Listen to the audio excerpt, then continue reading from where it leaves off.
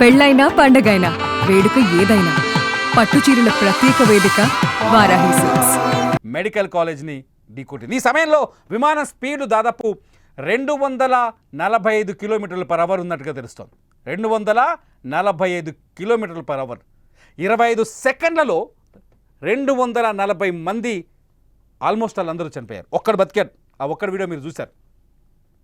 25 సెకండ్లలో ఈ దేశం మర్చిపోలేని బాధను మిగిల్చింది. 25 సెకండ్లలో మృత్యువు విలయ తాండవం చేసింది. 25 సెకండ్లలో 240, ఇప్పటికున్న అధికారిక కౌంట్ అయితే 204 మంది బూడిదైపోయారు కాలి. ఇందులో విజయ్ రూపానీ, గుజరాత్ మాజీ ముఖ్యమంత్రి విజయ్ రూపానీ కూడా ఉన్నారు కాలిపోయిన వాళ్ళలో. అలాగే 22 మంది మెడికో స్టూడెంట్స్ ఉన్నారు.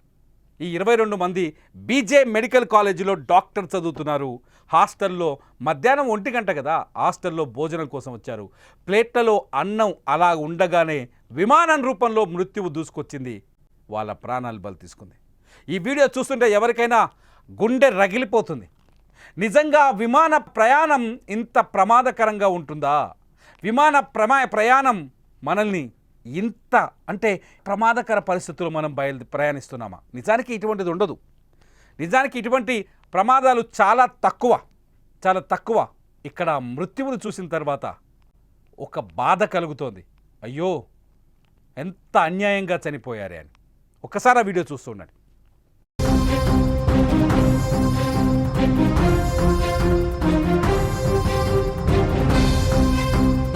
మీరు స్క్రీన్ పైన ఇంకొక బ్రేకింగ్ వీడియో చూస్తారు. ఈ బ్రేకింగ్ న్యూస్లో ముఖ్యంగా ఉన్నది ఏంటంటే, ఈ విమానం 2 గంటల ముందు ఢిల్లీ నుంచి అహ్మదాబాద్ వచ్చింది. ప్రమాదానికి సరిగ్గా 2 గంటల ముందు ఢిల్లీ నుంచి అహ్మదాబాద్ వచ్చింది. ఆ విమానంలో ఆకాష్ వత్స అనే ఒక వ్యక్తి ప్రయాణించాడు. ఈ ఆకాష్ వత్స కొంచెం కోపం ఎక్కువ ఈయనకి.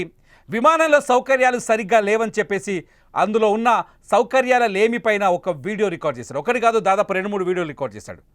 అందులో ఉన్న ఏసీ పనిచేయట్లేదు, లైట్లు పనిచేయట్లేదు, స్క్రీన్ పనిచేయట్లేదు, విమానం రూట్ మ్యాప్ పనిచేయట్లేదు, ఏ డేటా లేదు, వరస్ట్ ఫ్లైట్ అంటూ ఆయన ఒక వీడియోలు ఆయన మాట్లాడుతూ ఆయన కొన్ని వీడియోలు రికార్డ్ చేశారు. ఒకసారి ఆ వీడియోలో ఆయన ఏం మాట్లాడినో వినండి. And as usual, the map, the in-flight entertainment is not working. Leave in-flight entertainment. Calicut to landing stations. If I talk about this light, it is also not working. If I press this cabin crew button, it's not working either. Nothing is working. Nothing at all. And as usual, the map, the in-flight entertainment is not working. Leave in-flight entertainment. Calicut to landing stations. If I talk about ఇదే విమానం ఇప్పుడు ఏదైతే Ahmedabad airport బయట కుప్ప కూలిపోయిందో, ఇదే విమానంలో 2 గంటల ముందు ఢిల్లీ నుంచి అహ్మదాబాద్కు ప్రయాణించాడు ఈయన ఆకాష్ వత్స. అందులో సౌకర్యాల లేమి, విమానంలో ఎవరు పట్టించుకోని విధానం, విమానాన్ని నిర్లక్ష్యంగా వదిలేయటం, ఇటువంటి అంశాలన్నీ ప్రస్తావిస్తూ కొన్ని వీడియోలు రికార్డ్ చేశాడు. దీన్ని సోషల్ మీడియాలో పోస్ట్ చేయడానికి రికార్డ్ చేశాడు. ఎప్పుడైతే అహ్మదాబాద్లో ఈ విమానం కుప్ప కూలిపోయిందో అప్పుడు చాలా బాధతో తన ట్విట్టర్ అకౌంట్లో ఈ వీడియోను పోస్ట్ చేస్తూ, డామిట్, ఈ ఫ్లైట్లో 2 గంటల ముందు నేను వచ్చాను అహ్మదాబాద్లో. నిజంగా అదృష్టవంతుడు. 2 గంటల ముందు వచ్చాను నేను అహ్మదాబాద్కి ఢిల్లీ నుంచి. ఇందులో ఏ సౌకర్యాలు సరిగ్గా లేవని అక్కడ ఉన్న టాటా వాళ్ళకి, ఎవరైతే ఇది టాటా కంపెనీకి చెందిన ఎయిర్ ఇండియా విమానం టాటా ఆక్యుపై చేసింది, ఎయిర్ ఇండియా వాళ్ళకి ఫిర్యాదు చేయడానికి ప్రయత్నించాడు. ఈలోపే విమానం నేలకూలిపోయింది. 2 బాక్స్లో చూస్తున్నాం. ఒక దాంట్లో విమానం లోపలి విజువల్, రెండోది విమానం వెలుపలి వీడియో. విమానం లోపలి వీడియో ఒకవైపు చూస్తున్నాం, విమానం వెలుపలి వీడియో ఒకవైపు చూస్తున్నాం. విమానం లోపలి వీడియో 2 గంటల ముందు ఈ బోయింగ్ విమానంలోనే రికార్డ్ చేయబడిన వీడియో. రెండోది లండన్ బయలుదేరే ముందు కుప్ప కూలిపోయిన ఇదే బోయింగ్ విమానం. ఈ విమానం నిజంగానే ఇతను భావించలేదేమో, ఇతను అనుకోలేదు ఇలాంటి ప్రయాణం తాను చేయాల్సి వస్తుందని. ఈ ప్రయాణం ఇంత ప్రమాదకరంగా, అంటే ఇతని తర్వాతి ప్రయాణం ఇంత ప్రమాదకరంగా ఉంటుందని ఎవరు ఎక్స్పెక్ట్ చేయలేదు. ఎక్స్పర్ట్ చెప్తున్నారు ఇటువంటి విమానాల్లో సాంకేతిక లోపాలు తలెత్తడం చాలా అరుదు అని. కానీ విమానం లోపలనే ఏసీ లేదు, కనీసం స్క్రీన్ పనిచేయట్లేదు, పట్టించుకోవట్లేదు, ఎవరు ఆ లైట్లు సరిగా పనిచేయట్లేదు, అక్కడున్న ప్రయాణికులు చాలామంది ఇబ్బంది పడుతున్న వీడియోలు కూడా ఉన్నాయి. ఆయన రికార్డ్ చేశాడు ప్రయాణికులు ఇబ్బంది పడుతున్న వీడియోని. కట్ చేసి అదే విమానం సరిగ్గా 2 గంటలు ఆకాష్ వత్స ఈ వీడియోని రికార్డ్ చేసిన 2 గంటల తర్వాత అదే విమానం అహ్మదాబాద్ ఎయిర్పోర్ట్లో ఎగిరి సరిగ్గా 25 సెకండ్లో కుప్పకూలి పేలిపోయింది. 2 వీడియోస్లో చూస్తే మీకు అర్థమవుతుంది సిచ్యువేషన్ ఎంత హారిబుల్గా ఉందో. మీరు ఆలోచించండి, ఒక్కసారి మీరు ఇలాంటి ఫ్లైట్లో ఉన్నప్పుడు ఏముంటుంది, ఏం జరిగి ఉండేది? ఈ ఫ్లైట్లో మీరే ఉంటే ఏంటి సంగతి? ఈ ఫ్లైట్లో మీరే ఉంటే ఏం జరిగేది? ఒక్కసారి ఆలోచించండి. నిజంగా ఇక్కడ నిర్లక్ష్యం ఉందా? ఉదయం నుంచి మధ్యాహ్నం 1:38 నుంచి భారతదేశంలోని ప్రతి రాష్ట్రం, భాష, ప్రాంతమన్న తేడా లేకుండా ప్రతి ఒక్కరూ బోరున విలపిస్తున్న సంఘటన. 204 మంది విమాన ప్రయాణికులు కళ్ళ ముందే 25 సెకండ్లలో ప్రాణాలు కోల్పోవటం. ఈ దేశంలో ఉన్న ప్రతి మనిషి ఈ విషయం తెలిసి అయ్యో ఇంత దారుణం జరిగిందా అని బోరున విలపిస్తున్న తరుణం ఇది. ఈ విమాన ప్రమాదానికి గల కారణాలు వాళ్ళకి తెలియదు. ఎందుకు ఈ నేల కూలిందో ఎవరికీ తెలియదు. బ్లాక్ బాక్స్ వచ్చే వరకు, కాక్పిట్ వాయిస్ వినే వరకు ఈ విమాన ప్రమాదానికి గల కారణాలు బయటకు వచ్చే అవకాశం లేదు. కానీ విమానానికి ప్రారంభానికి ముందు ఇది ఢిల్లీ నుంచి అహ్మదాబాద్ వచ్చేటప్పుడు ఇందులో కొన్ని ఇంటర్నల్గా ఇది క్యాబిన్ లోపల సమస్యలు, క్యాబిన్ లోపల ఇటువంటి సమస్యలు ఉన్నట్టుగా ఆ వ్యక్తి ఆకాష్ వత్స చేసిన వీడియో ద్వారా మనకు అర్థమవుతుంది. అంటే నిర్లక్ష్యం ఉందా? నాకు అర్థం కావట్లేదు. నిర్లక్ష్యం ఉందా? దీన్ని నిర్లక్ష్యం అనొచ్చా? నిర్లక్ష్యం అనే అవకాశం ఉందా? ఎంతవరకు నిర్లక్ష్యం అనొచ్చు? ఈ వీడియో చూస్తున్న మీరు దీన్ని ఏమంటారు ఒకసారి కామెంట్ చేయండి. నిర్లక్ష్యం అనొచ్చా? బాధగా ఉంది, ఎందుకంటే చనిపోయింది 240 మంది అమాయకులు కదా. లండన్లో తమ వాళ్ళని కలిసేందుకు ఆతృతగా బయలుదేరిన మనుషులు కదా.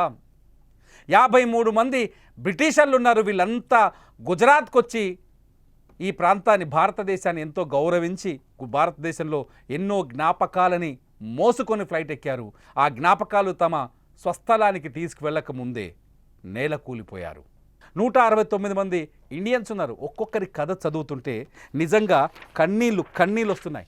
రాజస్థాన్కి సంబంధించిన ఒక మహిళ, ఆమె పేరు ఖుష్బూ, కొద్ది రోజుల క్రితమే పెళ్లి చేసుకుంది రాజస్థాన్ నుంచి.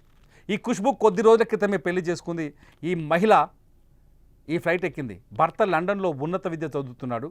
లండన్కి వెళ్ళి భర్తతో కలవాలనుకుంది. ఫస్ట్ ఫ్లైట్, పెళ్ళైన తర్వాత ఫస్ట్ జర్నీ, ఎన్నో ఆశలతో ఎన్నో ఆనందాలను ఊహించుకొని భర్త కోసం ఎన్నో ఆశలని మూటగట్టుకొని ఈ ఫ్లైట్ ఎక్కింది.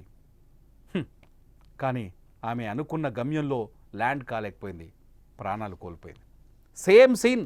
ఇద్దరు ఇంగ్లీష్ వాళ్ళు, బ్రిటిషర్స్, కొద్ది రోజుల క్రితం ఇండియాకు వచ్చారు. ఇక్కడ టూరిజాన్ని ఎంజాయ్ చేయడం కోసం వచ్చారు. ఇద్దరు బ్రిటిషర్స్ కొద్ది రోజుల క్రితం ఇండియాలో టూరిజంని ఎంజాయ్ చేయడానికి వచ్చారు.